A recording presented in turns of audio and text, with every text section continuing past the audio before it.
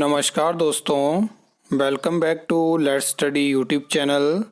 इस वीडियो में हम सबसे पहले हिमाचल प्रदेश में आज जो सरकार की कैबिनेट बैठक होने वाली है उसके बारे में बात करेंगे, जिसमें नई भर्तियों को मंजूरी मिलने वाली है। कौन कौन सी भर्तियों के प्रपोजल हैं उनके बारे में हम बात करेंगे, डिटेल में बात करेंगे। उसके अलावा हम बात करेंगे जो हिमाचल प्रदेश में नायब तहसीलदार की भर्ती है उससे जुड़ी जो लेटेस्ट न्यूज़ है उसमें क्या क्या चीज़ें हैं और वो किस तरह से डायरेक्ट रिक्रूटमेंट की भर्ती से जुड़ी है उसके बारे में बात करेंगे।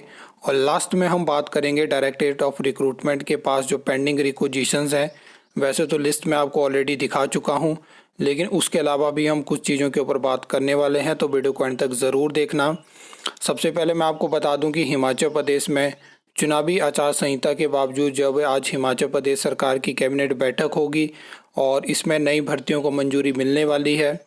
इसमें अगर हम बात करें तो सीबीएसई टीचर्स की 1500 के आसपास नए पदों को मंजूरी मिल सकती है, इसका प्रपोज़ल है। और बागवानी विभाग में भी 30 पदों को भरने का प्रपोज़ल डिपार्टमेंट से पहुंचा है। अब देखते हैं कि कैबिनेट से क्या इसको मंजूरी मिलती है। और जानकारी के अनुसार जेई इलेक्ट्रिकल या एई इलेक्ट्रिकल, लेक्चरर इंजीनियरिंग, कुछ इस तरह की पोस्ट के रिगार्डिंग भी जो वेकेंट पोस्ट का डेटा है वो कैबिनेट की तरफ से मांगा गया है। अब देखते हैं कि उस पर किस तरह का एक्शन होता है। कुछ इस तरह की जानकारी मिली है। आपने देखा है बहुत सारे डिसीज़न हमें कैबिनेट की जो ऑफिशियल डिसीज़न होते हैं उसमें रिफ्लेक्ट नहीं होते हैं, तो इसका मतलब ये नहीं है कि बैक एंड पे कुछ चीज़ें नहीं चली हैं। अब टाइम आ चुका है सरकार के लिए कि वो इलेक्ट्रिकल से जुड़ी जो भी भर्तियां हैं या लेक्चरर की या टेक्निकल जो भी भर्तियां हैं उन पे फैसला ले। और जिस तरह से बाकी भर्तियां निकाली गई हैं वैसे ही नई भर्तियां वहाँ पे भी हमें देखने को मिले। तो अब देखते हैं बाकी किस तरह के डिसीज़न सरकार लेती है। आगे अगर हम बात करें नायब तहसीलदार भर्ती के बारे में, तो देखिए डायरेक्ट रिक्रूटमेंट की 19 पोस्ट की भर्ती 2024 से रुकी है और इसमें उम्मीद थी कि सरकार फैसला लेगी। मैंने इस साल की एक्सपेक्टेड जो लिस्ट थी वैकेंसी की उसमें नायब तहसीलदार को इंक्लूड किया था, क्योंकि मुझे लगता था कि जिस तरह से फाइल यहाँ से वहाँ जा रही है तो बहुत जल्दी इस पर फैसला हो सकता है। मैं आपको बता दूं कि एक लंबे टाइम से नायब तहसीलदार की जो पोस्ट प्रमोशन से भरी जाती हैं वो भी पेंडिंग थी, लेकिन फाइनली नायब तहसीलदार के 21 पदों को प्रमोशन से भर लिया गया एक लंबे इंतज़ार के बाद।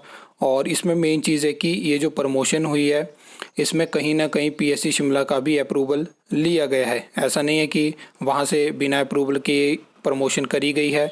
तो मुझे लगता है कि इसके अकॉर्डिंग नायब तहसीलदार की जो टेस्ट वाली भर्ती है वो भी इस साल एडवर्टाइज होती हुई आपको दिख सकती है। अब उसके रिगार्डिंग आरएनपी रूल्स अभी तक हमें नए आरएनपी रूल्स की कॉपी भी देखने को नहीं मिली है। और लगातार आपने देखा है डिपार्टमेंट पूरी जानकारी यहाँ पे शेयर करता है, चाहे वो प्रपोजल को लेके हो, चाहे वो रिमाइंडर को लेके हो, चाहे वो अलग अलग अप्रूवल के रिगार्डिंग हो। हर तरह की जानकारी रेवेन्यू डिपार्टमेंट के माध्यम से शेयर की जाती है। 60 से ज़्यादा वैकेंसी थी नायब तहसीलदार की और आपने देखा कि इस सरकार ने काफ़ी ज़्यादा कोशिश करी, रीएम्प्लॉयमेंट दी नायब तहसीलदार के पोस्ट से काम चलाने के लिए।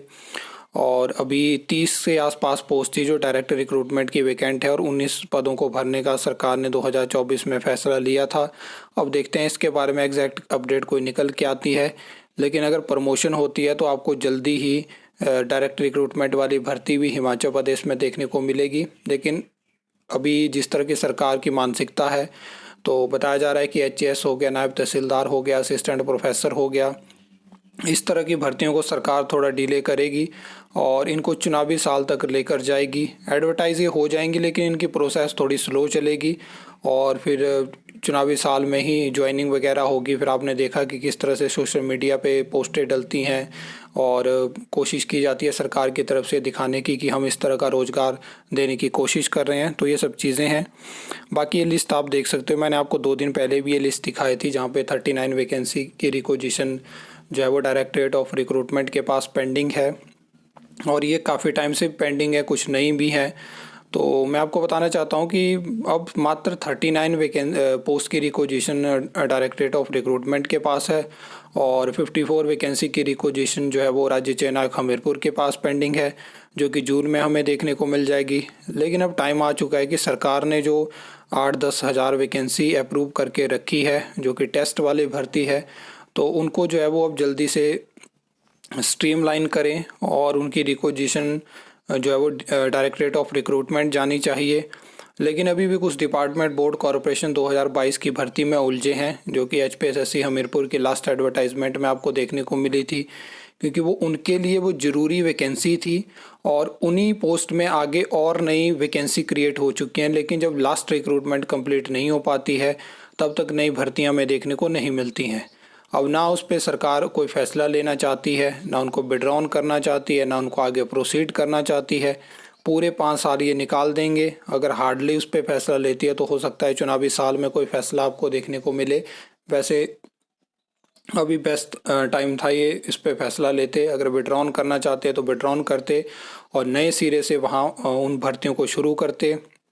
वो ऐसा नहीं है, वो ज़रूरी वैकेंसी है, उसमें किसी किसी पोस्ट के 4-5 पोस्ट कोड हैं और ऐसे स्टूडेंट हैं जिन्होंने अप्लाई किया है। अगर आप फीस रिफ़ंड नहीं कर सकते हो तो कोई बात नहीं, लेकिन कम से कम आप भर्तियों को शुरू करिए। वहाँ पे सब इंस्पेक्टर की भर्ती भी थी। तो ये सब चीज़ें हिमाचल प्रदेश में चली हैं, जहाँ पे बहुत सारी भर्तियाँ फाइलों में उलझी हैं, बहुत सारी भर्तियाँ जो है वो लास्ट रिक्रूटमेंट में उलझी हैं और बहुत सारी भर्तियों को फाइनेंस डिपार्टमेंट के पास उलझा के रखा है। लेकिन लगातार आपको अपडेट यहाँ पे देखने को मिलती है, एग्जैक्ट जानकारी आपके साथ शेयर की जाएगी। आई होप आपको वीडियो अच्छी लगी होगी, इन्फॉर्मेटिव लगी होगी। तो वीडियो को लाइक कमेंट शेयर कर सकते हो, चैनल को सब्सक्राइब कर सकते हो फर्दर न्यू अपडेट्स के लिए।